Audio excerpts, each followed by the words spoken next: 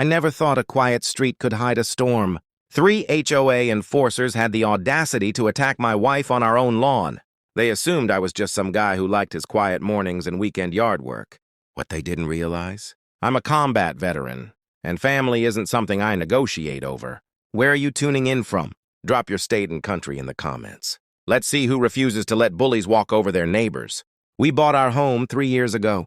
A modest corner lot with a double garage and well-kept hedges. Nothing extravagant, but it felt like ours.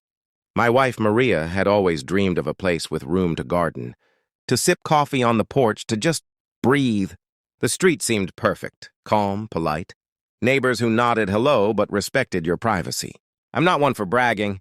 12 years in infantry taught me discipline, endurance, and the cost of conflict.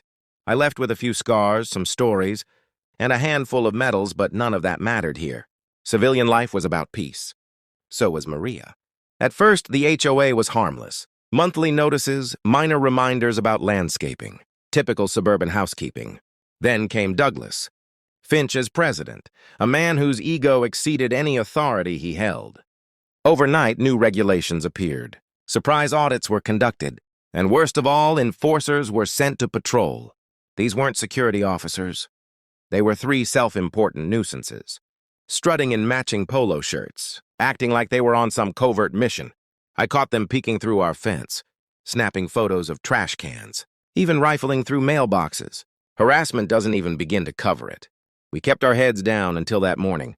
I was on a Zoom meeting when the shouting began outside. I stepped onto the porch and my stomach dropped. Maria was pressed against our car, flanked by the trio, their expressions smug and threatening. One of them clutched a clipboard. Another was waving a thick HOA pamphlet right in Maria's face. The third had already stepped too close, leaning like he owned the place. Something about her hanging flower pots, being a safety hazard. Maria blinked in confusion, asking questions. They hated that. Then it happened. One of them shoved her, not violently, but enough to make her stumble. I saw her eyes wide, shocked, hurt. I dropped my laptop from the porch, railing, and started down the steps, like I was back on deployment. "Sir, step away from the area!" One barked, trying to play law enforcement. "Area?" I said evenly, my tone flat but cold. "You just picked the wrong woman, the wrong driveway, the wrong veteran." I didn't yell, didn't puff my chest. I just kept walking, steady and precise. "Step away from my wife," I said, voice quiet but unwavering. The clipboard guy snorted, trying to look menacing. "Sir, this is official HOA enforcement." She was being uncooperative. Before he could finish, I grabbed his wrist mid-gesture and twisted, just enough to make him drop the clipboard. He yelped. The second guy stepped forward, chest puffed, ego practically audible. "You assaulted an HOA officer," he barked. That was the last thing he said before my elbow connected with his jaw. He crumpled like a sack of tools. Maria's scream cut through, not fear but a warning. The third guy swung at me from behind. I ducked, pivoted, and drove my knee into his ribs. He hit the pavement, gasping for air like a fish out of water. These weren't trained men. They were just neighborhood bullies in polo shirts pretending they had power. 2 of them groaned on the pavement, clutching their arms and egos. The third staggered back, fumbling for his phone. "I'm calling the police!" he shouted. I let a small, calm smile spread across my face. "Perfect. I've been waiting for this moment." You see, I'd already filed 2 formal complaints about these men harassing neighbors, especially women when home alone. Nothing ever came of it. The HOA president, Martin Caldwell, had laughed when I mentioned it. But I had proof, video footage, crystal clear. Maria had activated the driveway camera that very morning. When the officer arrived, Officer Danvers, I almost relaxed. She and I had trained together years ago, back when she was a fresh recruit. She stepped out of her cruiser, took in the scene, then looked at me and then at the 3 grown men sprawled on my driveway. I nodded once. She returned the gesture. "Can you tell me what happened?" she asked. Maria handed over her phone, showing the footage.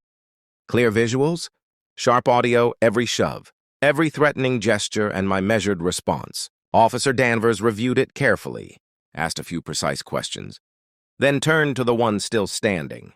"You just assaulted a civilian on private property and got handled by a veteran defending his family.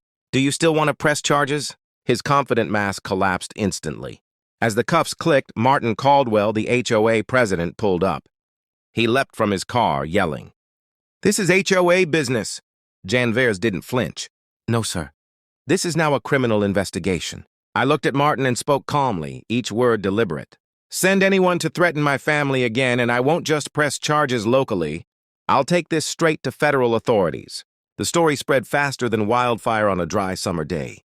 By sunset, someone had uploaded the driveway footage to the local neighborhood forum. The headline read, "HOA bullies attack veteran's wife, get handled by husband." Comments exploded.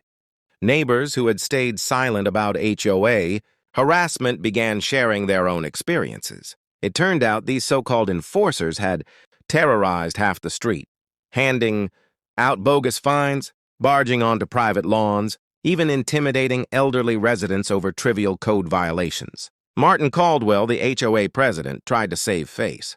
He released a rushed, half-hearted statement. "We regret any misunderstanding. The HOA will cooperate fully with authorities." It was too little, too late. By the next morning, 2 of the 3 men were served restraining orders. The third, the one who had shoved Maria, was formally charged with assault. The police had the footage, and I submitted my own written account, clear, calm, factual. No drama, just the truth. Meanwhile, I filed a civil lawsuit. Trespassing, harassment, assault, emotional distress. Money wasn't the goal. We wanted the facts on record and accountability. Caldwell panicked and called an emergency HOA meeting. I stayed away, but Maria attended. She walked in with Officer Danvers at her side, carrying a folder stuffed with printed testimonies from neighbors who had suffered harassment over the past year. As she read aloud what the enforcers had done to a single mother down the street, threatening her for leaving a stroller on her porch, the room erupted. People stood, shouted, and demanded resignations. Caldwell had no choice. He stepped down immediately. The HOA board disbanded temporarily, handing over financial records to a county auditor. The neighborhood finally exhaled. Justice hadn't just been served, it had been recorded, witnessed, and shared. And for Maria and me, peace had returned to our corner of the world. The story spread faster than wildfire through dry brush. By sunset, someone had uploaded the driveway footage to the local neighborhood forum. The headline read, "HOA bullies attack veteran's wife, get handled by husband." Comments poured in. Neighbors who had stayed silent about HOA harassment began sharing their own experiences. It turned out these enforcers had intimidated half the street, handing out bogus fines, barging onto private lawns, and even threatening elderly residents over trivial code violations. Martin Caldwell, the HOA president, tried to save face with a hastily written statement. "We regret any misunderstanding. The HOA will fully cooperate with authorities." It didn't work. By the next morning, 2 of the 3 men were served restraining orders. The third, the one who had lunged at Maria, was officially charged with assault. The police had the footage, and I submitted my own written account. Calm, precise, and factual. No drama, just the truth. Meanwhile, I filed a civil suit. Trespassing, harassment, assault, emotional distress. We weren't after money. We wanted the record straight. Justice on paper. Caldwell panicked and called an emergency HOA meeting. I stayed home, but Maria attended. She walked in with Officer Danvers at her side, carrying a folder filled with printed statements from neighbors who had been harassed over the past year. As she read aloud what the enforcers had done to a single mother down the street, threatening her for leaving a stroller on her porch, the room erupted. People stood, shouted, and demanded resignations. Caldwell stepped down on the spot. The HOA board disbanded temporarily, turning over financial records to a county auditor. As it turned out, dozens of enforcement fines had vanished. No documentation, just unaccounted cash. That night, Maria and I sat on the porch with cups of tea. She glanced at me and smiled. "You didn't even break a sweat." "I told you," I replied. "I may mow lawns now, but when it matters, I'm still that guy." 2 days later, the man who had swung at me showed up, limping, holding a handwritten apology. I took it silently.